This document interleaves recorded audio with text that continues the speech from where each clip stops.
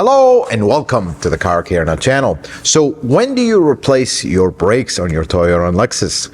What needs to be replaced? What needs to be serviced? And better yet, how do brakes work? Let's get into the video. We'll go over everything right after this.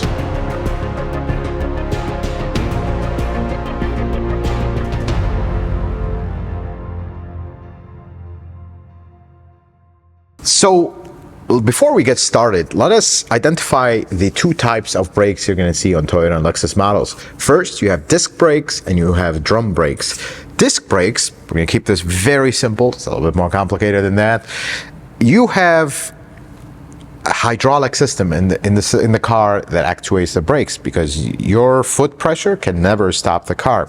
So think of it this way. You have a piston on one side, sometimes they're on both, depends on the type, but that piston squeezes two pads that have a friction material against a kind of a flat surface, which is called the rotor.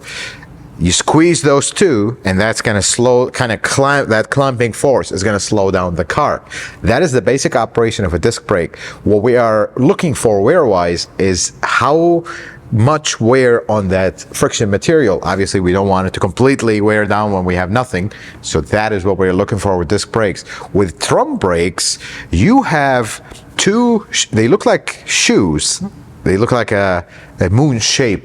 They get pushed out against a closed surface, which is called a drum. Basically, there's hydraulic pressure also pushing these shoes out against that surface. Hope that makes sense. And again, what we're looking at wear-wise is the friction material on these shoes that are getting pushed out because it wears down with friction over time.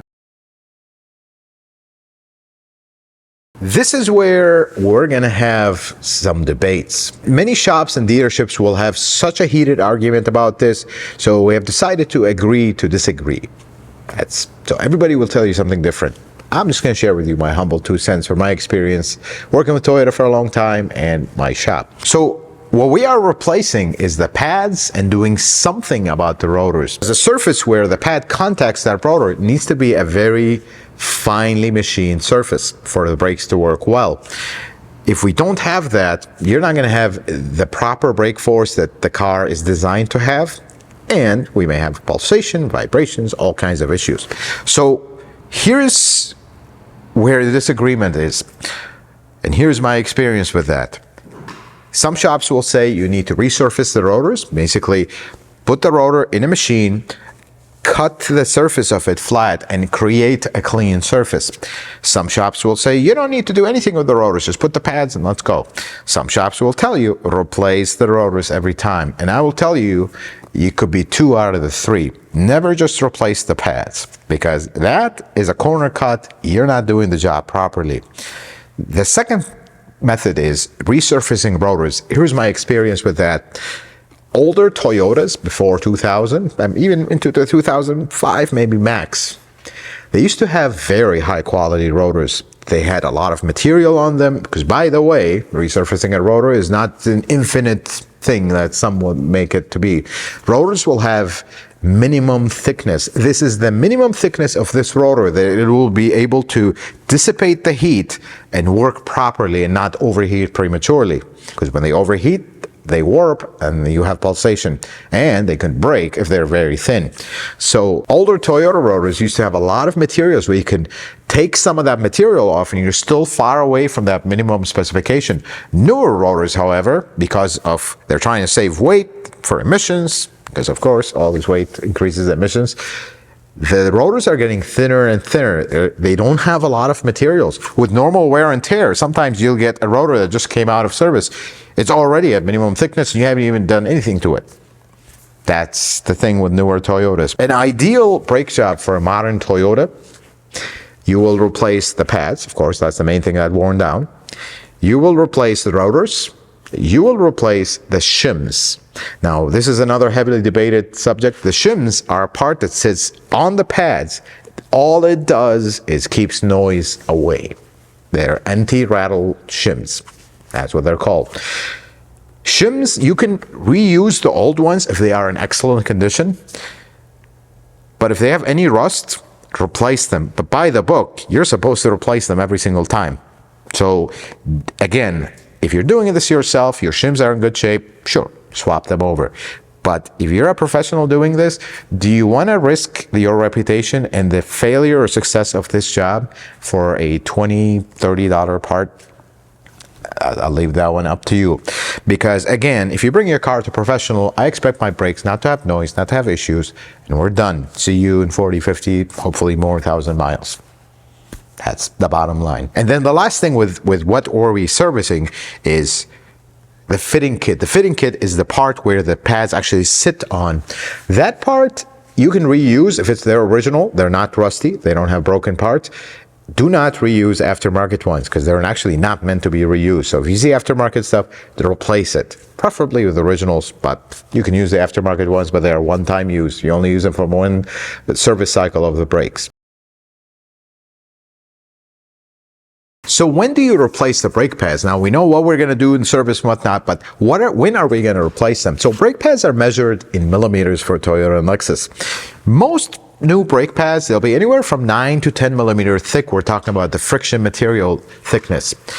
When you get to 5 millimeters, this is when we're going to be conscious that they're coming up soon. We got to keep every oil change, kind of track them.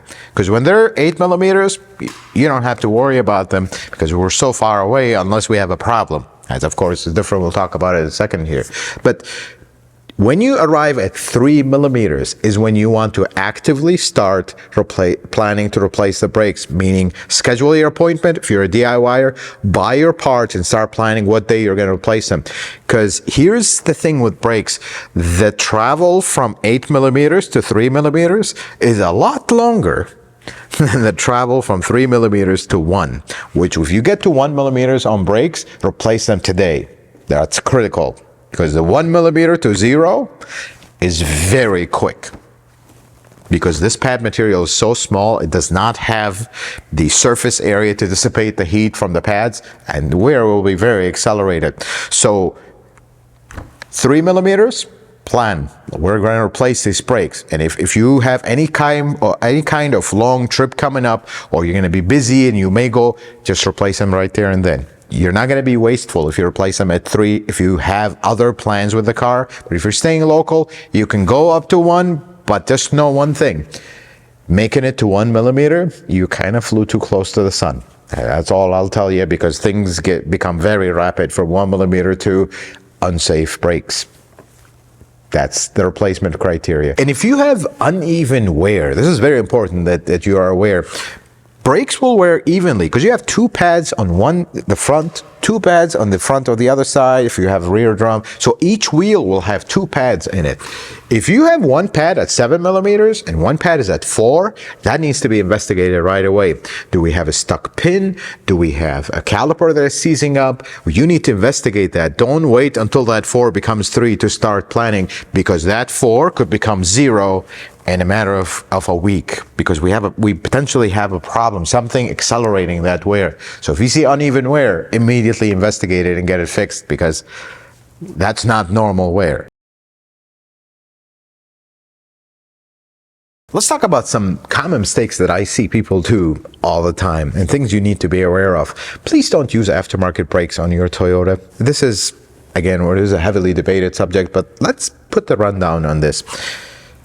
There's nothing wrong with aftermarket brakes. They'll work, stop the car safely, and everything is good. But here's what you're going to have. Noise, vibrations, and premature wear. They just don't last as long, and they're noisy. And then the rotors warp very prematurely. That's the problem. That's your run-of-the-mill, regular, down-the-street parts store aftermarket rotors and pads. But if you go buy premium ones, well, you just pay the same as original. And I'll tell you one thing. There has not been a brake pad or rotor or whatnot that has performed better than original in normal driving. I don't know about those that take their manual windows Corolla racing. Most of the Toyotas are normal cars for everyday driving. We're not talking about, oh, but I needed to withstand track use. Well, that's a different story. I hope you know what you're doing if you track your car. But for everyday average Joe driving their car back and forth and to work and family stuff, just buy originals. Don't Then within the original, there is another thing you need to know. Toyota has two lines of brake pads, and that's just the way they want to compete with aftermarket. There's no competition in my book, but they have economy pads and they have original factory pads. The economy pads, they usually contain the number A, the letters AZ in their part number. They used to be really good, then they got worse, got a little better, and then they got really bad now. Just gotta say, they'll work, they'll last, great, much better than many aftermarket stuff, but they make noise. And specifically, when you reverse first thing called in the morning, they'll make a lot of noise. Then they'll quiet down, they're fine. We've done everything we can to quiet them down. They're just noisy. That's the only problem with them. But if you're on a budget, I'd rather you go with the economy pads that are occasionally noisy than aftermarket ones that are constantly noisy. That's one thing. We actually, at our shop, we stopped using AZ pads because we open our shop with the promise of quality. I don't want noise at all. We are not the cheapest shop in the world. We want to make quality work. Whatever that costs, we present it to you. This is the best possible quality for your Toyota. So we don't use them anymore. The factory pads are a lot more expensive. And here's the interesting part. Toyota dealerships do not stock usually factory pads. They'll stock every single AZ pad, but not the factory. And usually Toyota dealership will, by default, use the economy pads unless you specifically ask them to. So be aware of that. And another thing you should never ignore, if you have a Toyota truck with a 4-piston caliper, they are notorious to seize, especially the lower piston on the inner side. It seems like it's always that or the one at the top, but if you have pistons that are not moving back freely, replace the caliper. Don't experiment by pushing it by force. That is a very bad idea, and you're going to repeat that brake job very soon after that. You got to be careful with these calipers, folks. And all calipers, but especially Toyota truck calipers, they love to seize. That is one of their Achilles heels. Let's talk about some brake myths that I hear about all the time that are not correct. First one is you need to open your bleeders, which is a hydraulic bleeder on the brakes, to replace your brakes. You actually don't need to do that, and that is actually not advisable. You don't need to do anything with the brake fluid when you replace with the brakes. The next thing is you will hear the term, let's service the caliper. Folks, there's nothing to service on a majority of calipers. That's reality. Because to service the caliper means you need to pull the piston out, clean it, replace the seals, and do all that. We're not doing that when we do brakes.